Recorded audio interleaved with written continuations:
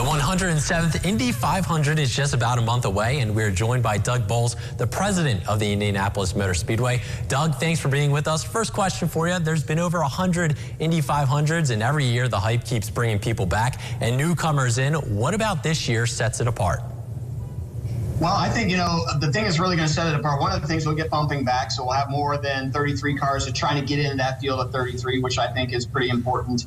You've got Helio Castroneves coming back again, who's our most recent four-time winner, the only person in the field that has a chance to win 5. That'll be exciting to see him back. Catherine Legg will have a female vying to get in the field again once again this year. It's been a couple years since that's happened, so we're excited about that. And can Marcus Ericsson defend his championship from last year? So I think there's an awful lot of excitement. We had a test last week. Speed should be up as well. And on the day of the race this year, the Snake Pit is having some new artists perform. One of those artists is Shaquille O'Neal, which kind of caught my eye. What should fans expect if they buy a ticket to the Snake Pit this year? So the Snake Pit this year, I think, is going to be an awful lot of fun. So with some EDM artists like Cascade, who everyone knows if you're into the EDM music side. But then for those of us that aren't into EDM music, DJ Diesel, or as we know him, Shaquille O'Neal, will be playing about 9 o'clock in the morning on race morning. That's about 25,000 people inside the infield with 300,000 people outside the racetrack watching the racing. That concert goes on the whole time. I can't wait to see 7-foot-plus Shaquille O'Neal out there playing some music for those young kids. All right, and now over to the actual race. Helio Castroneves has won the Indy 500 4 times, tied for the most all time. Can he break through and win the 5th this year? And what would that mean to the Speedway if he did it? Well, Helio clearly thinks he can. He has been coming here every year since 2001, so this will be his 23rd try. He won his 4th race on his 21st try. He's very, very fast here at the Indianapolis Motor Speedway. It would definitely set him apart. There's 4 drivers in our 106 previous runnings who can say that they've won it 4 times, including A.J. Boyd, Rick Mears, and Alonso Sr. He would love to be alone in that 5-time winner category. I think he has an opportunity to do it. As a promoter, I'm not sure if I want to have 1 5-time winner or if I like it better with 4 4-time winners. So we'll see what Helio's able to do this year. For sure. And this is Tony Kanaan's last 500. He won it back in 2013 and is a fan favorite. How much excitement is there for one last ride for him in this race?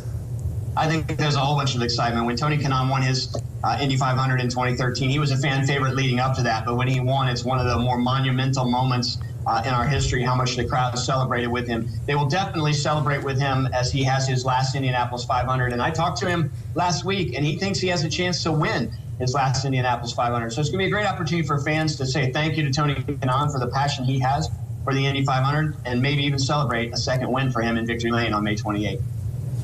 And speaking of greatness, a guy that wins a lot as well. Scott Dixon had that heartbreak last year with the Snake Pit, or with the pit speeding penalty. He only has the 1 Indy 500 win, but he's been very good in every other race. So do you see him potentially breaking through for a second this year?